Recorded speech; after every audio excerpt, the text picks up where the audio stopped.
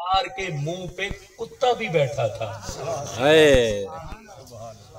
देखो ना, अब 309 साल वो कुत्ता भी बगैर खाए पिए जिंदा रहा, बल्कि लिखा कि वो कुत्ता भी हर 10 मुहर्रम के दिन करवट बदलता था। मैं अर्ज करता हूं, जात का कुत्ता था, किरदार का कुत्ता नहीं था। अगर किरदार का होता तो वली को भौंकता। ये किरदार के कुत्ते हैं जो वलियों को भौंकते हैं। वो जात का था, किरदार का नहीं।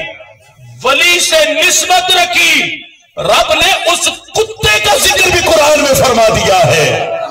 क्यों? इसको अब निस्बत जो वली से हो गई है, ये अब आम कुत्ता नहीं रहा, ये औलिया के दर का कुत्ता बन गया है। तो अल्लाह ने उस कुत्ते का जिक्र भी कुरान में फरमा दिया। ये है वली की शान। 309 साल बगैर खाए पिए गार में जिंदा है। और फिर प्रोटोकॉल क्या इनका? इसी सूरह कहफ की आयत नंबर 17 पढ़ के देखो, रब्बे जुल जलाल क्या फरमाता? अल्लाह फरमाता व तरा शम्सा इज़ा तलअत तज़ावरु अन कहफिहिम ज़ातल यमीन व इज़ा गरबत तक़रिदुहुम ज़ातश शिमाल व हुम फी फजवतिन मिन। ये है वली का प्रोटोकॉल कुरान से। क्या प्रोटोकॉल है औलिया अल्लाह का? सारे इधर तवज्जो रखो। प्रोटोकॉल क्या है अल्लाह के वली का? ये गार के खुले हिस्से में सोए थे अल्लाह के वली। अब 309 साल अल्लाह ने सूरज को हुक्म दिया कि तूने जब उभरना है, तो तूने ज़ातल यमीन व इज़ा गरबत तक़रिदुहुम ज़ातश शिमाल, फरमाया जब तूने उभरना है तो गार की दाएं जानिब से होके गुजरना है, और जब डूबना है तो बाईं जानिब। तूने गार के ऊपर से नहीं गुजरना, क्योंकि गार के खुले हिस्से में वो सोए हैं। कहीं ऐसा ना हो तेरी धूप से मेरे वलियों को तकलीफ हो।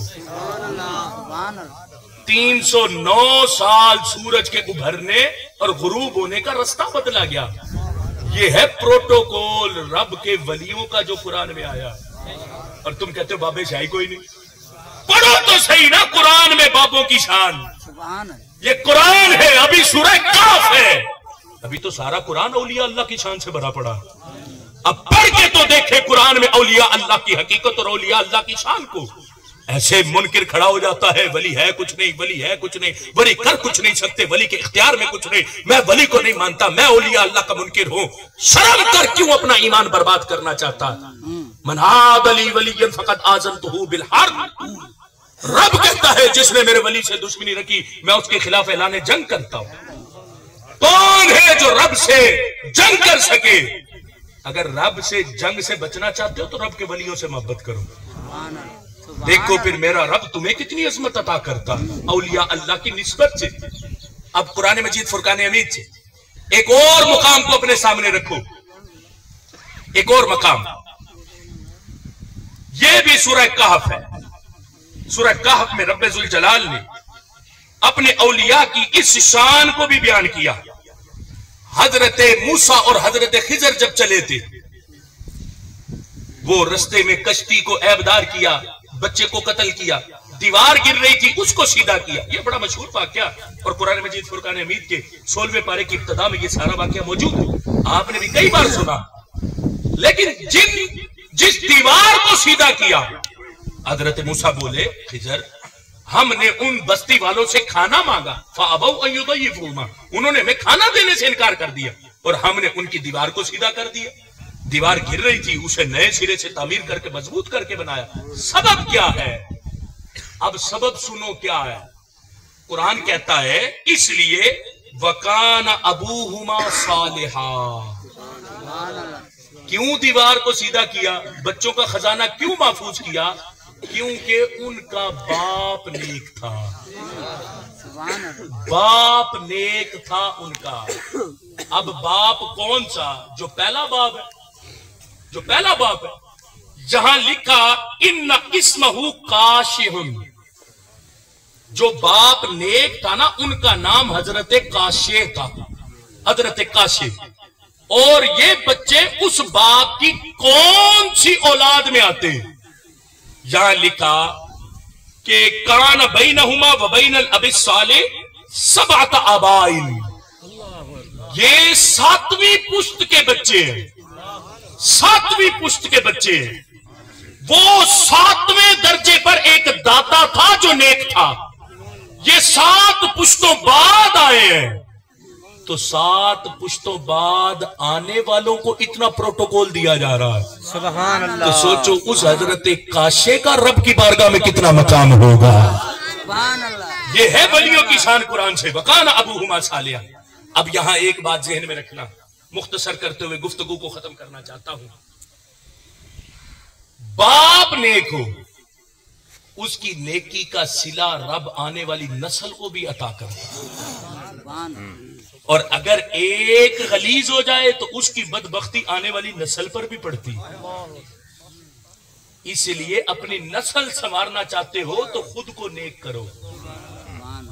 اگر نسل سنوارنا چاہتے ہو تو خود کو نیک کرو.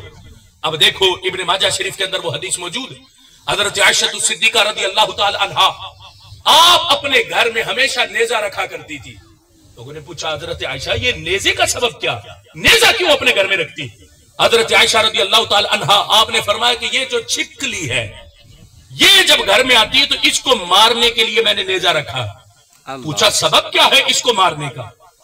کہا نبی علیہ السلام نے ارشاد فرمایا کہ جب حضرت ابراہیم کو آگ میں ڈالا گیا تھا یہ چھپکلی پھونک مار کے آگ کو بڑھانا چاہتی تھی. اب جس چھپکلی کو حضرت عائشہ مار رہی ہیں اس نے تو پھونک نہیں ماری تھی. پھونک اس کی جد میں کوئی چھپکلی تھی جس نے ماری تھی. اب کوئی نبی کی توہین کرے تو اس کی بدبختی آنے والی نسل پر پڑتی ہے. اور اگر کوئی شریعت کا پابند ہو جائے تو اس کی نیکیوں کا اثر آنے والی نسل میں بھی نظر آتا ہے. اس لیے ہمیں چاہیے ہم نیک ہوں، باپ نیک بنے، اثر آنے والی نسل پر پڑے گا. اب خود سوچو جس گھر میں باپ نماز نہ پڑھے تو اولاد کیسے نمازی بن جائے. واہ واہ واہ اللہ. لیکن اس مقام پر بھی ایک اور دکھ کا اظہار کرتا چلوں. آج لوگ پیروں کے پاس تعویذوں کے لیے جاتے. میں تعویذوں کا منکر نہیں، میں خود نسبت رکھنے والا ہوں. لیکن اس پیر سے پوچھو نا، اس پیر نے صرف تمہیں تعویذ تک رکھا یا تمہیں نمازوں پر بھی لگایا؟ اس پیر نے آ کے تمہیں پوچھا کہ یہ بتاؤ نمازیں کتنی پڑھتے ہو؟ اس پیر نے پوچھا کہ یہ بتاؤ تم قرآن کتنا پڑھتے ہو؟ تمہیں قرآن آتا بھی ہے یا نہیں آتا؟ بس تعویذ لے جاؤ تمہارا کام حل ہو جائے گا. کام صرف تعویذ نے نہیں کرنا، کام ہمارے شریعت پر عمل نے کرنا. آج ہمیں غیر شرعی بنانے میں سب سے بڑا کام اور کردار پیروں کا، انہیں خیال ہی کوئی نہیں کہ لوگوں کو نمازی تو بنائے، کلمہ تو صحیح کرا. اسی لیے خدا را اس پیر کی صحبت میں بیٹھو کہ جب آئے تھے تو بے عمل تھے، جب اٹھ کر گئے تو تم با عمل بن چکے ہو. آئے تھے تو بے نمازی تھے، جب اٹھ کر گئے تو نمازی بن چکے ہو. اس لیے ان ساری باتوں کو آپ سب احباب نے اپنے سامنے رکھتے ہوئے ولی کی محبت کو اپنے سینے میں رکھنا. لیکن وہ ولی جو شریعت کا پابند ہو. رب ذوالجلال ہمیں ہماری آنے والی نسلوں کو اولیاء اللہ سے محبت کی توفیق عطا فرمائے. یہ ایک بات لکھی ہے اس پر کہ اس کی تھوڑی سی اصلاح کرنا چاہتا ہوں، اور وہ اصلاح آپ سب احباب کے لیے بھی ہوگی. لکھا ہے کہ موسم خراب ہے. موسم کو خراب نہیں کہنا چاہیے، یہ زمانے کو گالی. اس لیے یہ کہنا چاہیے کہ موسم تبدیل ہے، بارش والا بن گیا اور ہوا تیز ہو گئی. یہ میں معذرت چاہوں گا کہ اس بات کو کسی نے محسوس بھی نہیں کرنا. اور یہ سب کی اصلاح، ہم بھی اکثر بول دیتے موسم بڑا خراب ہو گیا. تو موسم کو خراب کہنے سے سرکار نے حدیث پاک میں منع فرمایا. رب ذوالجلال ہم سب کو قرآن و سنت کے نور کی سمجھ عطا فرمائے، ہمیں ہماری آنے والی نسلوں کو قرآن و سنت کا پابند فرمائے.